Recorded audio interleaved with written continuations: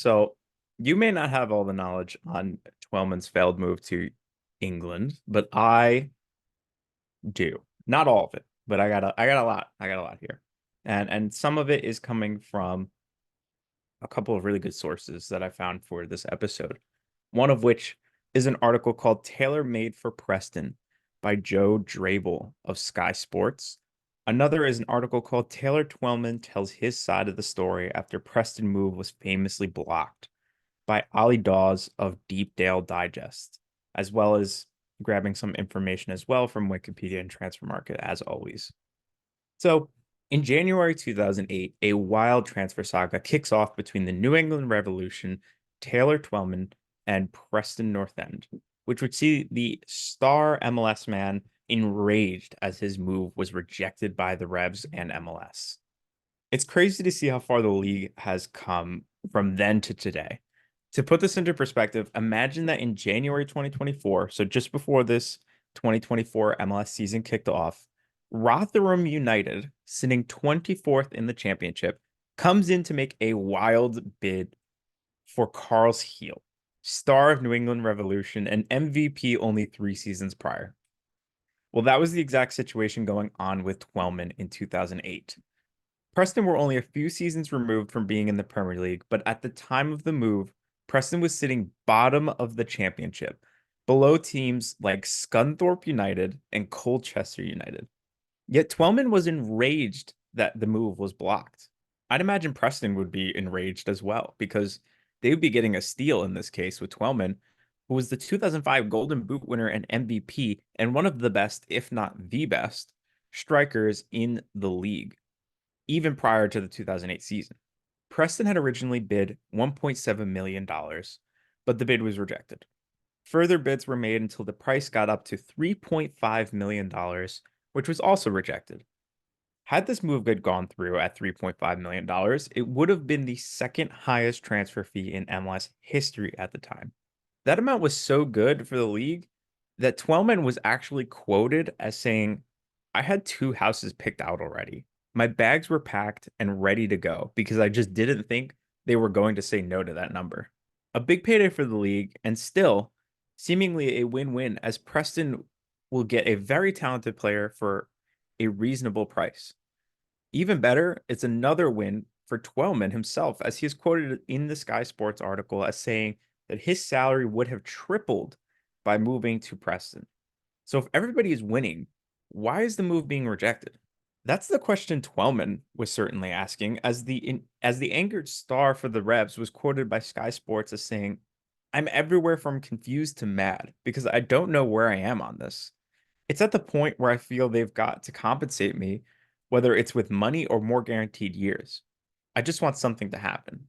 In typical MLS lack of transparency fashion, Twellman can't even find who the right person is to ask why the move is blocked, as he's quoted saying, when I ask MLS, they say the Revs rejected it. When I ask the Revs, they say it was MLS. This move was a dream move for Twellman, who had been angling for a move to England for the few years prior to 2008, dating back to even prior to 2006.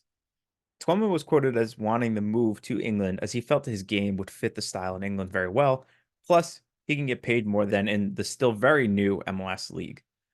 However, even back then, it was not easy for someone outside of the EU to get a permit to play in England, as you need to play 75% of competitive games for the national team. In 2006, Twellman had those England dreams temporarily crushed, as he was the last man cut from the 2006 World Cup roster, which would have gotten him the permit to make the move to England. Luckily, a very keen Bob Bradley was aware of Twellman's situation and decided he would involve Twellman in the national team so he could reach the 75% threshold needed to get the permit. And that's exactly what he did. You could argue that based on Twellman's performances up to that point in his career, he likely should have been in the national team picture anyway. Taylor said that on the day he played the national team game to make him eligible to move to England, he got a phone call from his agent where he said that both Newcastle United and Preston North End were very interested in him. The problem, as stated before, was that the league and team did not want to let him go. One of the fair gripes that people make about this league is how much it is able to control with the system that it has in place. Preston manager Alan Irvine echoed this even back then with a quote saying, "If the league says he's not going anywhere, he is not going anywhere." The 12-man situation is not the only time that the league has gotten involved with transfers. As recent as this season, the league rejected a move between FC Dallas and Spartak Moscow, which would have seen Ferreira command a fee of roughly $13 million. In this case, however, the move was clearly blocked due to political reasons surrounding Russia's invasion of Ukraine, but nonetheless, it showed that MLS has the power to stop a move, and could have possibly been the reason Twellman didn't get his, considering he was such a star of the league at a crucial point in the league's development. Twellman not getting his move to England in January 2008 may have been the worst thing to happen to him in his career, as during the 2008 season, where he could have been playing for Preston in England, he was instead stuck playing in MLS. On August 30th, 2008, in a game against the Galaxy, the Rev star would suffer a neck injury and severe concussion after a mid-air collision with Galaxy keeper Steve Cronin. While he still played the rest of the 2008 season, the injury would linger and put him out of virtually the entire 2009 season. Not only that, but he wouldn't be able to take the field again in 2010 as well, missing the entire season due to this head injury, after which he made the decision to retire at only the age of 30. This is the exact reason why fans should not criticize players for making moves for money, in my opinion, because you never know when your career can suddenly end. So make the most of it while you can. And the reason I bring this up is because I stumbled across some people back in 2008 complaining about Twellman's move to Preston just being a money grab. But after not getting the move, he would never be able to get that kind of money again, as he had to retire early on due to the injury he suffered.